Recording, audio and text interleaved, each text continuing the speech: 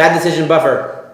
All right, so this concept named Bad decision buffer is a really good way to minimize any bad decision you're ever going to do. Lessen the damage. Exactly. If you're going to make a bad decision, we're going to make it as least bad as possible, right? We're going to get it as close, there's a spectrum, there's good decision, bad decision.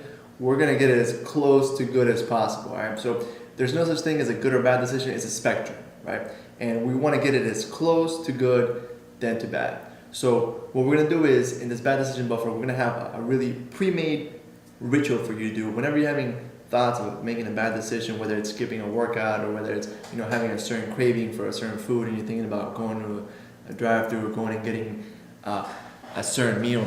Yeah, so let's map out the scenario. Right now, the scenario is it's me and I or somebody else, doesn't matter, you, and you really want a brownie. You're craving or maybe you're craving a fast food brownie of some of those chains that have the brownies, and you really want the brownie, and you're craving, like you're almost broken down now. So the first step before, that's a decision you could make, is to eat that brownie.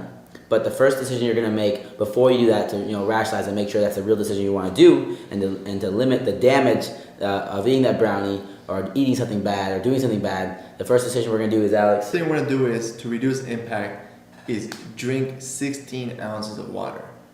If you want to drink more, that's fine. But minimum of 16 ounces of water. You're gonna get a water bottle and you're just gonna chug the whole thing. You might have heard this before, but are you doing it? Make sure that if you're having a craving, you drink minimum of 16 ounces of water. And we don't have one right now. We don't have one in the picture, but the 16 ounces of water is just one of the regular little bottles that you drink water out of. The average size about this big. And so if you keep those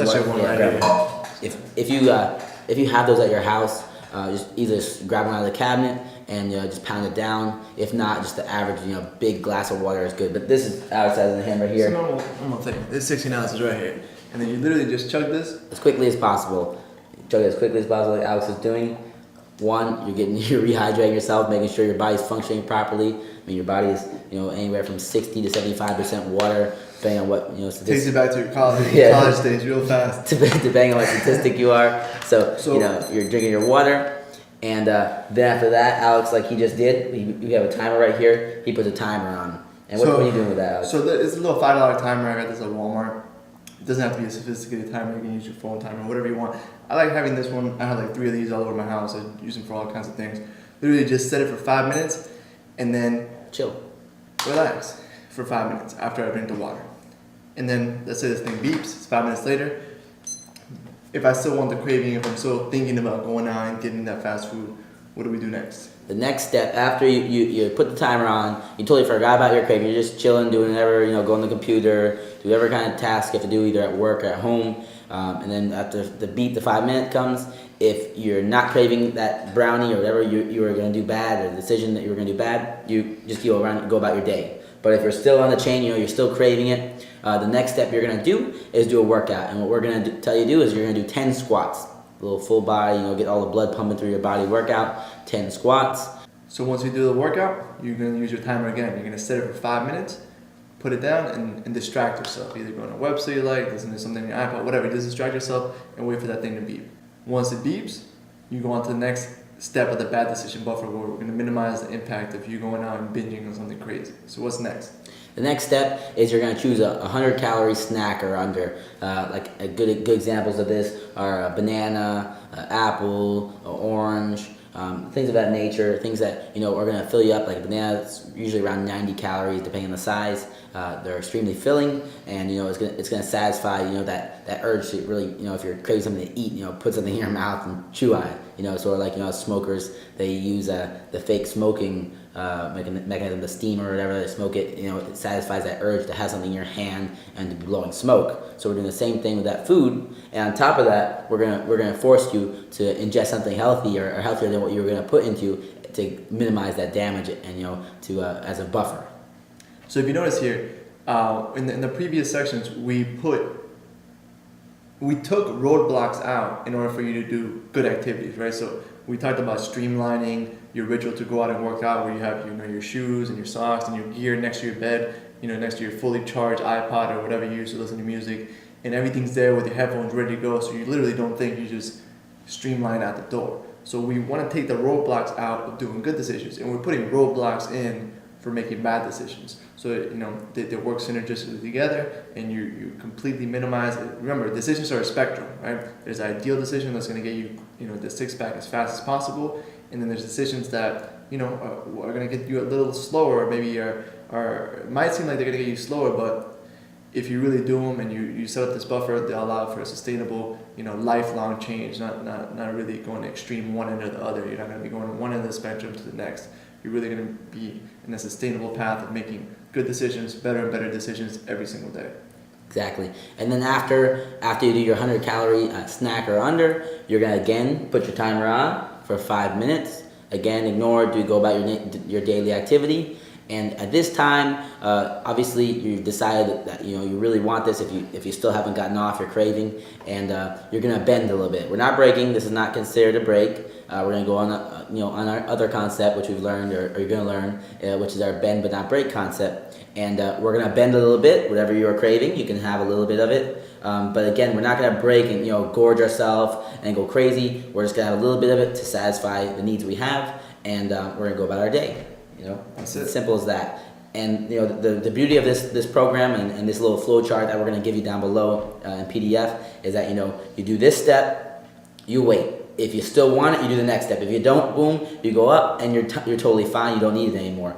And most of the time, I'd like to say 99% of the time, by the time I get to step 2, I'm satisfied. Yeah. I don't really want to do what I was going to do before just by drinking that glass of water. And then second step, I like to say again a huge increase in staying true to being good and not doing a bad activity. By the end of the day, if you make it all the way to the end and you follow all the steps, you did great. And obviously that craving was high on your list. And you're just gonna bend a little bit, but we're never breaking. We're always bending, so we can stay on track. And as soon as we bend, we're right back to our groove. Exactly. And this is something that might seem simple. Everything we're giving you might seem simple, but there's a lot going on beneath the surface here. In previous concepts, we talked about how one of the things that drains your willpower the most is not making decisions and being indecisive or trying to think of what decision to make. And they actually did a lot of experiments. One of my favorite ones I'll tell real quick is where they had a plate of chocolate chip cookies in front of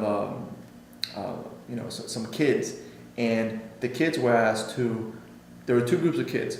One group of kids were allowed to eat the cookies and then take a test which measured IQ, and then the other kids were supposed to resist those cookies and then take the IQ test. The kids that had to resist those cookies, their willpower got drained by and then they actually measured that they would give up on questions a lot faster during the test, and they were just doing a lot of irrational decisions where their willpower was drained, and they were just less patient during the test, and they would give up a lot faster on questions that they did not know. Did another experiment where people were forced to watch a scary movie, and one group was meant to not show emotion, so they were not allowing their emotions to flow during the movie. They were supposed to resist and not get scared or not laugh. They were supposed to use willpower to restrict their emotions, and the other group obviously was allowed to do whatever came naturally. They did the same thing with the IQ test. The people that were forced to restrict their emotions and try to use their willpower to not laugh or not get scared or whatever, willpower is drained. They did a lot worse on the test. So what we're doing here is we're giving you decisions pre-made. Decisions that are done for you, decisions that are a buffer, so you don't have to think, should I go, should I not go? This is kind of the break. This is kind of the bend. Am I bending? Am I breaking it? All that thinking in your head is really draining your willpower and causing you to eventually break. Yeah, at the end of the day, if you're resisting those cookies like crazy and you don't have any steps like we're giving you right now to go through methodically, you might win that battle right there, but you're gonna lose the war because you've stressed out so much that you win one battle, you win two battles, and then the third battle you break and you gorge and you go on for days and weeks, and now we broke, and that's huge. So this, like Alex said, this little thing is gonna give you huge results. And not so you don't waste your willpower on making decisions. Decisions are done for you. Do this. If after the 15 minutes of and doing the water, doing the 10 squats, and doing the light snack, after that you still want it, you go and you eat whatever it is that you're craving, but you don't break. You're already gonna be full. You're already gonna have some oxygen. You're gonna have some hormones. Some pumping through your body from the squats, and you're not gonna make one of those decisions where you eat a whole box of something and you didn't even think, you wonder what happened. Very simple, but a lot going on beneath the surface, so don't take it lightly. Make sure you implement it, make sure you use it. Download the chart below and use it. Get a little timer if you want, a little action step. This is $5 at Walmart. It doesn't have to be a sophisticated timer. I personally love these little tailors. If you want to get these on Amazon, $5. Peace.